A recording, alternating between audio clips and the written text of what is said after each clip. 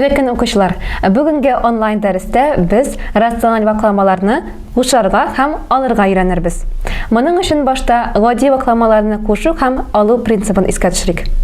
Ваклаучылары бер төрле булган гади вакламаларны кушканда, ваклаучысын үзгәрешсез калдыралар, ә сынаучыларын кушалар. Мәсәлән, 9-дан 2-не 9-дан 5 вакламасына кушыйк.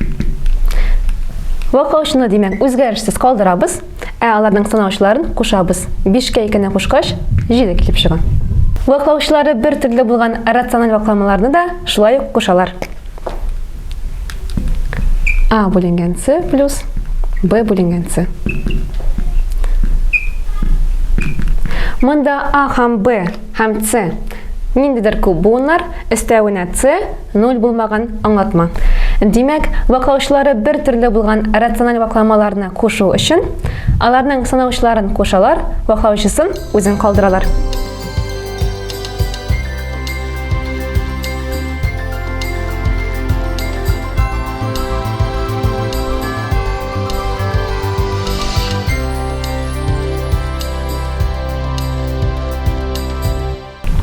Рациональ вакламаларны алу, кушу кебек башкарыла. А бүленгән С минус Б бүленгән С. Биредә шулай ук А, Б, С ниндидер күп буын, ә С 0-га тигез булмаган күп буын.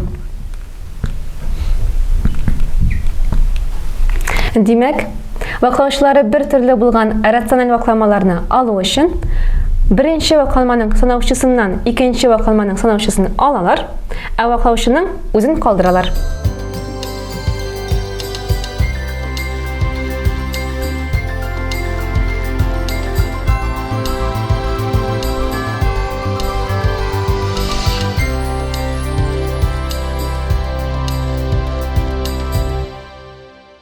Ә хәзер ваклаучылары төрле булган рациональ вакламалар кушу һәм алу белән танышык.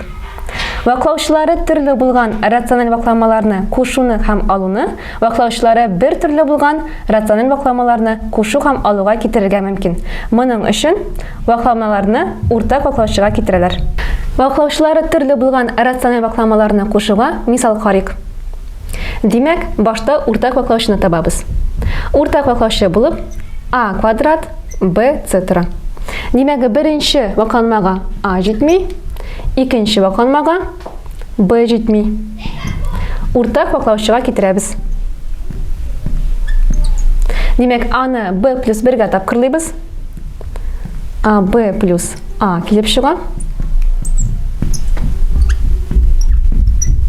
Икенче вакламада Б-ны 1 минус А-га тапкырлыйбыз. Б минус АБ килеп чыга. Димәк, А квадрат Б С ваклаучыны үзен калдырабыз, ә сынаучыларны кушабыз.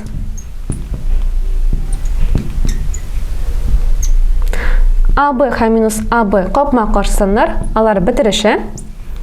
Сынаучыда димәк А плюс Б, ваклаучыда А квадрат Б С. Димәк, без әлеге ваклаучылары төрле булган вакламаларны куштык. Һәм А плюс Б бүленгән А квадрат Б С вакламасы калды.